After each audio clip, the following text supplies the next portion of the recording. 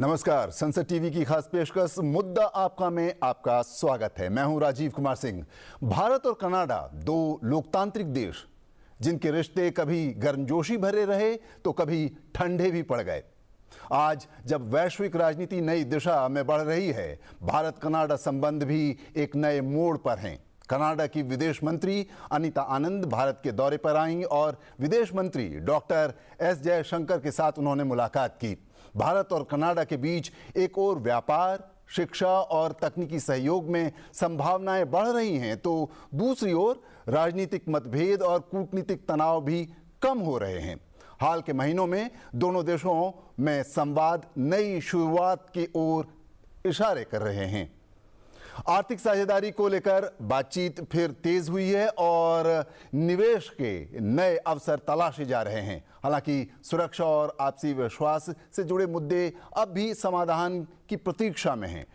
Bharat Canada संबंधों की ये कहानी केवल कूटनीति की नहीं है, ये दो समाजों, दो लोकतंत्रों और दो भविष्य दृष्टियों की कहानी है। भारत और कनाडा के बीच सुधरते रिश्तों पर आज हम इस कार्यक्रम में चर्चा करेंगे अपने मेहमानों के साथ। अनिल वाधवा साहब पूर्व राजदूत हैं और Pathikrit Payne senior research fellow doctor Shyama Prasad Mukherjee research foundation से जुड़े हुए हैं।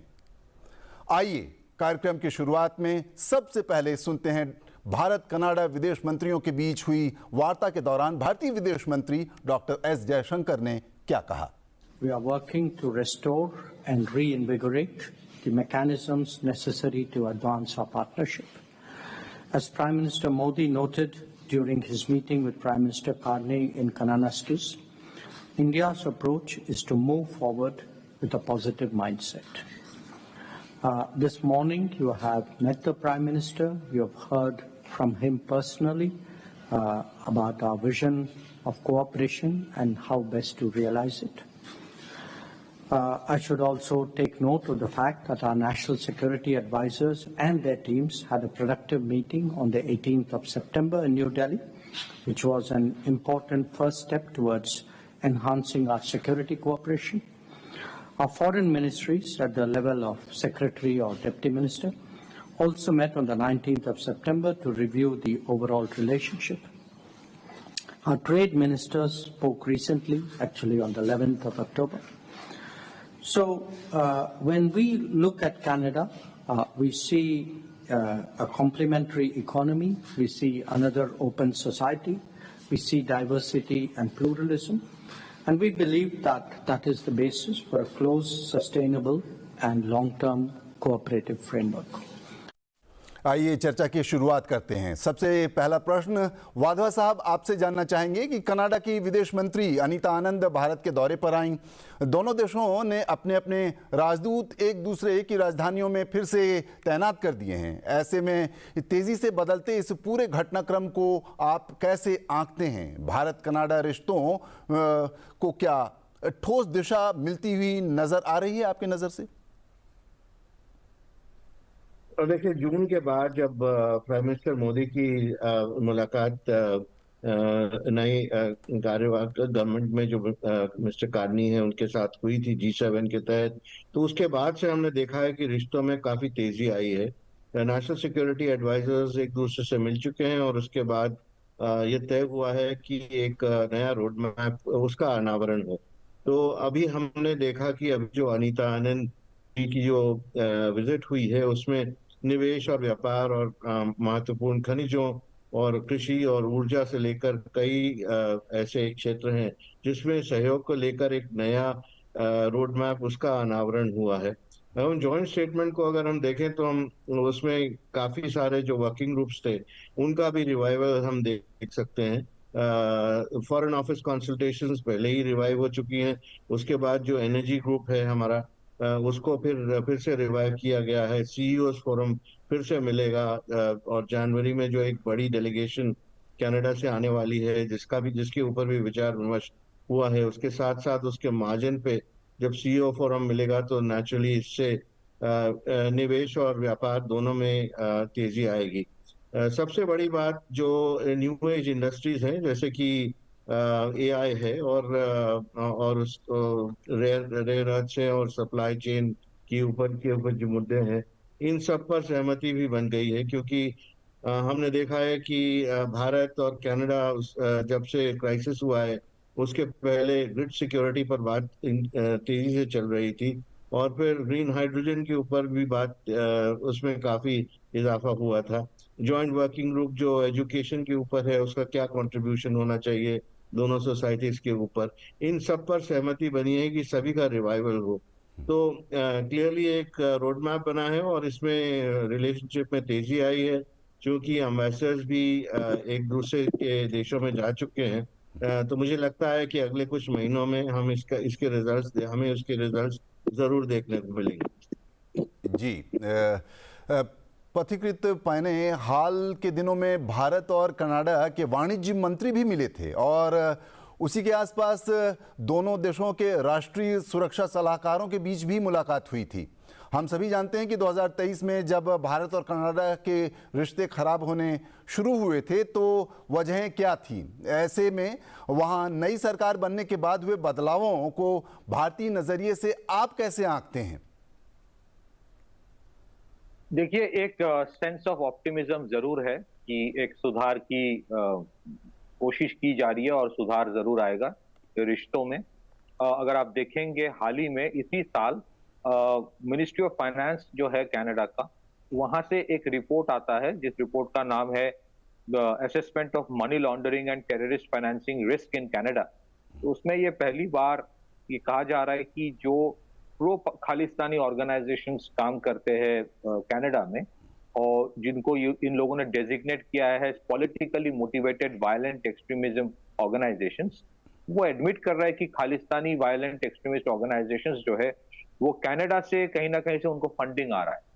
तो ये एक बहुत बड़ी एक्नॉलेजमेंट है, और एक बहुत बड़ा कारण जिसकी वजह से आप एक रीओरिएंटेशन कनाडा की तरफ से देख रहे हैं, वो है कि ट्रंप एडमिनिस्ट्रेशन जब सरकार में आई यूनाइटेड स्टेट्स में, और जिस तरह से ट्रंप एडमिनिस्ट्रेशन की तरफ से एक प्रेशर दिया गया कि कनाडा जो है वो 51st state of United states बन जाए, मतलब कनाडा अपने आप को यूएस में मर्ज कर दे, तो वो चीज जो है वो कनाडा के लोग और कनाडा के सरकार ने सही तरह से नहीं दिया। और उसके बाद से आप देखेंगे थोड़ा रीओरिएंटेशन कनाडा की तरफ से हो रहा है, थोड़ा सा उनके तरफ से इंडिया के साथ रिश्ता सुधार करना या फिर चाइना के साथ भी रिश्ता सुधारने में थोड़ा एफर्ट तो दिया जा रहा है। अब वो एफर्ट जो है उसमें रियलिटी में ट्रांसलेट होगा कि नहीं, वो देखना होगा। We have to give some time to that relationship, क्योंकि हालांकि ये सही है, technology, artificial intelligence, small modular reactors, AI, agriculture, इसमें बहुत पोटेंशियल है, लेकिन जब तक ये साबित नहीं हो जाता कि कनाडा इज वेरी सीरियस, कि कनाडा अपने भूमि को एंटी इंडिया एक्टिविटी के लिए अलाउ नहीं करेगा, कोई भी एंटी इंडिया एक्टिविटी, तब तक मुझे लगता है कि थोड़ा सा सुधार एकदम कंप्लीट हो जाएगा, इसका भरोसा कोई नहीं दे सकता। लेकिन हाँ, इसका कुछ आसार दिख रहा है कि ये जो सरकार है वो बुनियादी तौर पे कुछ स्टेप्स ले रहा है, इस वजह से शायद आप एक ऑप्टिमिज्म देख रहे हैं। लेकिन वो ऑप्टिमिज्म रियलिटी में बदलेगा कि नहीं, उसके लिए थोड़ा टाइम हमें वेट करना पड़ेगा। Back to you. ठीक है। वाधवा साहब, कनाडा भी समझता है कि भारत की शिकायतें क्या कुछ हो सकती हैं इस संदर्भ में। ऐसे में आने वाले वर्षों में, आने वाले महीनों में सुधार की गुंजाइश आप किस ओर जाते हुए देख रहे हैं? देखिए, मैं ये कहना चाहूंगा कि जब आतंकवादी निज्जर की हत्या हुई थी तो उसके बाद से दोनों देशों के बीच में एक दरार आई थी, क्योंकि उस समय जो प्राइम मिनिस्टर ट्रूडो थे, उन्होंने भारत के ऊपर आरोप लगाए थे। उसके बाद कुछ जो अभी डेवलपमेंट्स हुई हैं और जो रोड मैप बना है, अभी की जो मीटिंग्स हमने देखी हैं अनीता आनंद के साथ में, भारत ने फिर से खालिस्तान समर्थक तत्वों की गतिविधियों के ऊपर फिर चिंता जताई है, और भारत ने अपना स्टैंड उसमें चेंज नहीं किया है। पर अब ये हुआ है कि जो राजनीतिक और आर्थिक और रक्षा और तकनीकी क्षेत्र में जो विशेषज्ञ हैं, जिनकी संख्या घटा दी गई थी दोनों दूतावासों में और उसके बाहर भी, तो हमने देखा है उसमें एक सहमति बनी है कि ये लोग वापस आएंगे, ताकि जो कूटनीतिक संबंध पहले से बेहतर होंगे और फिर गलत फहमियां वो दूर हो सकेंगी। दोनों पक्षों ने उसमें ये भी सहमति बनी है कि एक दूसरे की चिंताओं और संवेदनशीलताओं का सम्मान करेंगे और बेहतर और संतुलित साझेदारी की ओर काम करेंगे। तो ये बड़े सोच समझकर इस जॉइंट स्टेटमेंट की वर्डिंग इसको आयाम दिया गया है, क्योंकि हमें आगे चलकर देखना है कि दोनों तरफ से इसके ऊपर जो भारत की चिंताएं हैं उस पर अमल होता है कि नहीं। कनाडा भी देख रहा है कि किस तरह ये जो सहमति बनी है इन सब पर रिवाइवल हो सके, और किस तरह से कनाडा अपने जो एक्सपोर्ट्स हैं भारत को उनमें इजाफा कर सके, क्योंकि कनाडा के ऊपर भी प्रेशर है जैसे हमने अभी सुना, और वो चाहेगा कि भारत के साथ संबंध आगे बढ़ते दिखें। पथिकृत, जैसा एम्बेसडर साहब संकेत दे रहे हैं, ये एक स्टेप बाय स्टेप प्रोसेस होगा, धीरे धीरे चीज़ें शायद बढ़ पाएं, लेकिन आज की तेज़ी भरी दुनिया में ये टाइम ड्यूरेशन कितना लगना चाहिए जब भारत और कनाडा के संबंध एक तरह से 2023 से पहले वाले संबंध के स्तर पर आ सकें? देखिए, आज की जियोपॉलिटिक्स की संदर्भ में अगर आप देखें तो बहुत जल्दी बहुत कुछ उलटफेर हो रहा है। आप देखेंगे कि किसी ने ये नहीं सोचा था कि ऑपरेशन सिंदूर के पहले किसी ने सोचा नहीं था कि ट्रंप एडमिनिस्ट्रेशन की तरफ से कुछ ऐसे स्टेटमेंट्स आएंगे जिसके वजह से, या फिर कुछ ऐसे प्रेशर्स आएंगे जिसके वजह से मतलब ये जो ट्रेड डील है वो हुआ नहीं, क्योंकि कुछ कुछ ऐसे कंडीशंस अमेरिका रखना चाहते थे जो इंडिया के लिए मंजूर नहीं था, क्योंकि इंडिया को भी अपने इंटरेस्ट देखना है। इतनी बड़ी आबादी है, उनके लाइवलीहुड बरकरार रखना है, प्रोटेक्ट करना होगा अपने एग्रीकल्चर डेयरी को। तो बहुत सारे सिचुएशन में हमने देखे कि पाकिस्तान अचानक से ट्रंप एडमिनिस्ट्रेशन के बहुत प्यारे हो गए। तो आज के संदर्भ में अगर देखें, things are changing very fast. Shanghai Cooperation Organisation में हमने देखे किस तरह से चाइनीज प्रेसिडेंट, भारत के प्राइम मिनिस्टर और रशियन प्रेसिडेंट एक साथ आ गए। वो एक बहुत बड़ा हलचल तैयार किया ग्लोबल वेस्ट में। तो कनाडा के पास अगर आप मतलब ऑनेस्टली अगर मैं कहूं तो बहुत ज्यादा टाइम नहीं है। ऐसा नहीं कि इंडिया 5 साल वेट करेगा ये देखने के लिए कि कनाडा कितना काम कर रहा है। ये एक इशू है, वायलेंट एक्सट्रीमिस्ट ऑर्गेनाइजेशंस कनाडा से ऑपरेट करते हैं, और लिबरलिज्म और एक मतलब जिसको कहते हैं वाइब्रेंट फ्री सोसाइटी के नाम पे इन लोगों ने हर तरह के एक्सट्रीमिस्ट ऑर्गेनाइजेशंस को वहां पे पनाह दिया है। और इसके बारे में सिर्फ हम नहीं, बांग्लादेश, श्रीलंका, बहुत सारे देशों से भी ये कंप्लेन है कनाडा के बारे में। तो अगर ये देखा जाए, अगर ये देखने को आए कि रिश्ते तो ट्रेड में बेहतर हो रहा है, लेकिन जो बुनियादी इश्यूज है जिसके ऊपर इंडिया का कुछ रिजर्वेशन है कनाडा के ऊपर या कनाडा के प्रति, अगर उसमें सुधार नहीं आता है तो मुझे नहीं लगता कि India will be interested only in trade. तो trade and respect for each others sovereignty, integrity, territorial integrity, security, दोनों एक साथ चलना पड़ेगा। अगर हमें याद रखना पड़ेगा कि मोदी जी ने बार बार ये कहा है कि मतलब talks and terror can not go hand in hand. तो ये सिर्फ पाकिस्तान के लिए एप्लीकेबल नहीं है, ये एप्लीकेबल दूसरे देशों के ऊपर भी है जो लिबरलिज्म के नाम पे उन दूसरे देशों के ऊपर जो एक्सट्रीमिस्ट ऑर्गेनाइजेशन है वहां बैठ के ऑपरेट करते वो अलाउ करता है। तो मुझे नहीं लगता कि बहुत ज्यादा टाइम है। हाँ, एक दिन में सुधार आ जाएगा ये भी कोई एक्सपेक्ट नहीं कर रहा है। मुझे लगता है कम से कम अगर देखा जाए 6 months विल बी मैक्सिमम। लेकिन इसमें भी अगर हम देखें कि जो वायलेंट एक्टिविटीज वहां से ऑर्केस्ट्रेट होता है इंडिया में, खास करके नॉर्थ इंडिया में, उसमें अगर कोई कमी नहीं आती है या फिर कनाडा कोई स्ट्रिक्ट एक्शन नहीं ले रहा है, सिर्फ टोकेनिज्म नहीं, स्ट्रिक्ट एक्शन, तो मुझे लगता है कि भारत सरकार का जो स्टैंड है जो प्रिटी स्ट्रिक्ट है ऑन टेररिज्म, और उस टेररिज्म के इशू पे अमेरिका के साथ भी थोड़ा तनाव आ गया कि हम देखें किस तरह से अमेरिका लिटरली एक शील्ड दे रहा है पाकिस्तानी एस्टैब्लिशमेंट को। तो अगर कनाडा एक्शन नहीं लेता है तो शायद ये जो आज इंप्रूवमेंट हो रहा है उसके ऊपर शायद रिव्यू होगा। बैक टू यू वाधवा साहब। पथिकृत प्रेम ने अमेरिका का जिक्र किया। एक तरफ कनाडा के दक्षिणी पड़ोसी अमेरिका ने भारत पर 50% 50% का टैरिफ लगाया है और वहाँ के तमाम अधिकारीगण गाहे बगाहे भारत के विरोध में बयान देते रहे हैं। दूसरी ओर कनाडा में प्रधानमंत्री मार्क कार्ने की नई सरकार बनने के बाद से भारत और कनाडा के संबंध में लगातार सुधार होता दिख रहा है, कम से कम ये कहा जा सकता है। इस त्रिकोणीय परिप्रेक्ष्य में आप इन तथ्यों का आकलन कैसे करते हैं जो त्रिकोण बनता है, जिससे अमेरिका के साथ ट्रेड घटना जिसकी संभावना हो सकती है क्योंकि टैरिफ इतना बढ़ गया, अब इसका कनाडा के साथ ट्रेड टॉक्स और उसके बढ़ने की उम्मीद की जा सकती है।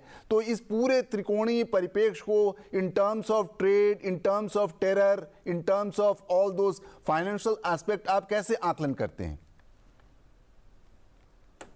देखिए, जहाँ तक टैरिफ का सवाल है तो भारत के अलावा कनाडा के ऊपर भी अमेरिका ने जो टैरिफ्स हैं उनमें बढ़ोतरी हुई है और कनाडा भी ये सोचता है कि जो टैरिफ्स उसके ऊपर लग रहे हैं वो अनफेयर हैं। तो सिचुएशन भारत और कनाडा की अमेरिका के विज़ावी मोर और लेस सिमिलर है टैरिफ्स के ऊपर अगर हम बात करें तो। लेकिन जो सिक्योरिटी कोऑपरेशन है उसमें कैनेडियन एजेंसीज और यूएस एजेंसीज हैं, उनके बीच में अभी भी तालमेल है। उसमें कोऑर्डिनेशन में मुझे नहीं लगता कि उसमें कोई कमी आई होगी। लेकिन अभी जो वातावरण है जिसमें कनाडा अपने आप को प्रेशर में देख रहा है, तो वो चाहेगा कि जो ट्रेड और इन्वेस्टमेंट है उसका जो लेवल वही हो जाए जो पहले था। अगर ये जो टेररिस्ट एक्टिविटीज जो फंड हो रही हैं कनाडा से भारत में, अगर उसमें कमी होती है और उसमें कोई रिस्ट्रेंट लगाती है कैनेडियन गवर्नमेंट, तो मैं समझता हूं कि जो सिचुएशन है हमारी करीब $100 बिलियन का जो इन्वेस्टमेंट और ट्रेड मिला के अगर हम देखें 70 बिलियन का उनका पोर्टफोलियो इन्वेस्टमेंट भारत में है और करीब 30 बिलियन का व्यापार है। तो ये काफी बड़ी संख्या है और उसके साथ साथ जो 1.6 मिलियन का हमारा डायस्पोरा है और 3 लाख हमारे विद्यार्थी वहां पर पढ़ते हैं। तो दोनों तरफ से प्रेशर पॉइंट्स हैं और दोनों के ऊपर थोड़ा बहुत दबाव है कि इस रिलेशनशिप को आगे ले जाया जाए। इसीलिए दोनों देशों ने यह तय किया है कि अपनी अपनी जो इनकी संवेदनशीलताएं हैं उनका दोनों देश सम्मान करेंगे और एक संतुलित साझेदारी की ओर बढ़ेंगे। अब दोनों को अपना अपना पार्ट निभाना है। भारत इसके प्रति कटिबद्ध है, भारत ने ऑलरेडी ये कन्वे कर दिया है।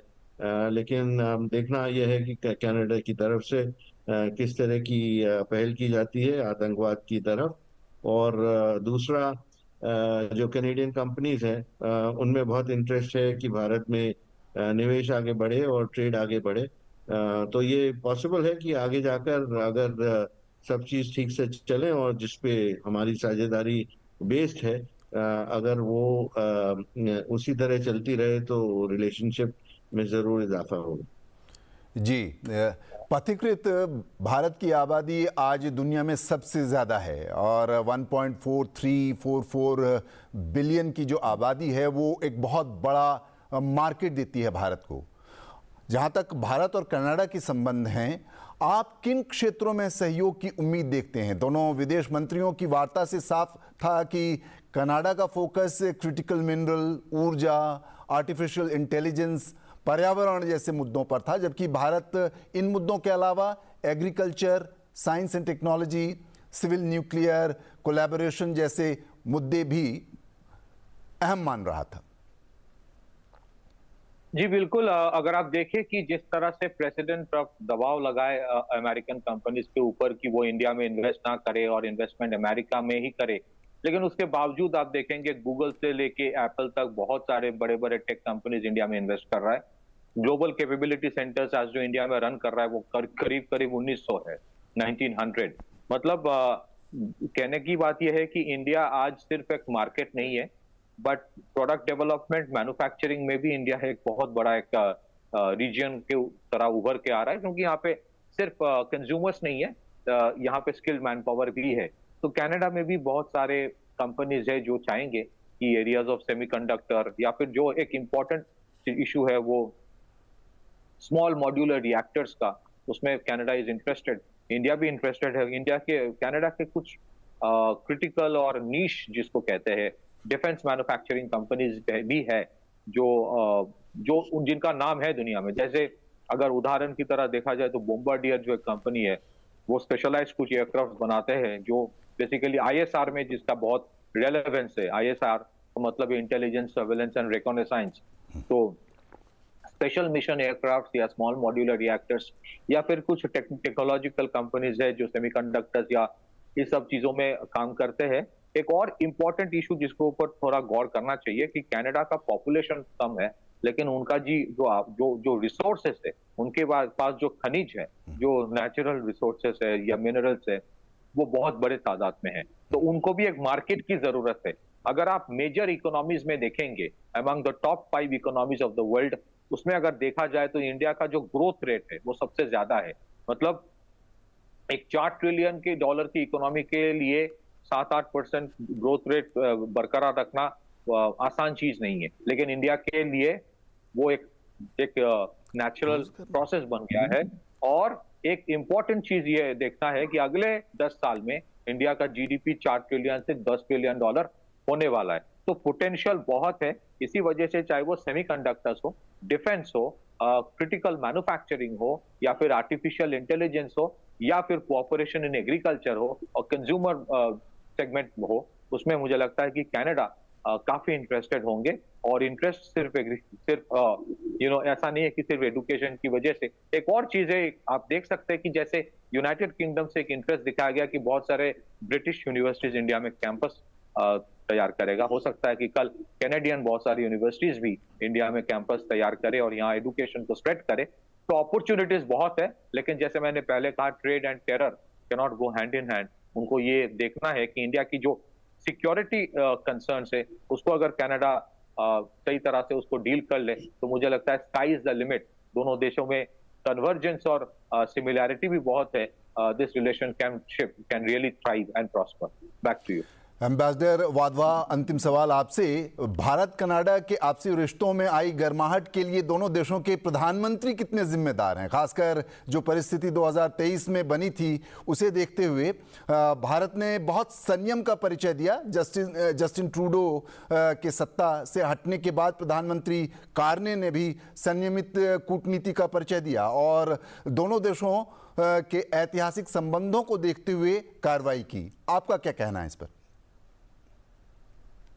तो जैसा कि हमने पहले डिस्कस किया था कि प्रधानमंत्री मोदी और प्राइम मिनिस्टर कार्नी की जो बातचीत हुई थी G7 के मार्जिन्स पर, उसके बाद से एक सहमति बनी थी कि ये कोशिश की जानी चाहिए कि दोनों देशों के बीच जो संबंध है जिसमें खटाई आई है उनको वापस कैसे ले जाया जाए। और इसकी एक्सप्लोरेशन पहल तो नेशनल सिक्योरिटी एडवाइजर्स की मीटिंग से हुई, क्योंकि जो टेररिज्म और फंडिंग का मुद्दा है वो भारत का मेन कंसर्न था। उसके बाद जब वहां पर सहमति बनी तो हमने देखा कि फॉरेन ऑफिस कंसल्टेशंस हुई और उसके बाद अब हम देख रहे हैं कि फॉरेन मिनिस्टर की विजिट हो रही है, अनीता आनंद की। तो ये स्टेप बाय स्टेप अप्रोच है, लेकिन दोनों लीडरशिप की तरफ से इसको पहल जो थी वो दोनों ने करी और ये डिसीजन लिया कि रिलेशनशिप को एक और मौका दें और ताकि ये रिलेशनशिप बैक ऑन ट्रैक्स चले, क्योंकि दोनों देशों को इससे लाभ है। और अगर दोनों देश साथ में काम कर सकते हैं तो जो बेनिफिट्स हैं वो उसमें कई गुना मल्टीप्लिकेशन हो सकता है। तो मैं सोचता हूँ कि इसका श्रेय दोनों लीडर्स को दिया जाना चाहिए। इस कार्यक्रम में बस इतना ही। कभी खटास से भरे रिश्तों में अब मिठास लौटती दिख रही है। भारत और कनाडा दो लोकतंत्र, दो नवोन्मेषी अर्थव्यवस्थाएं और एक साझा वैश्विक दृष्टि। सवाल बस इतना है कि क्या नई गर्मजोशी पिछले अविश्वास को पीछे छोड़ पाएगी। इस कार्यक्रम में बस इतना ही। हम अपने दोनों मेहमानों का शुक्रिया अदा करेंगे। दीजिए इजाजत। नमस्कार।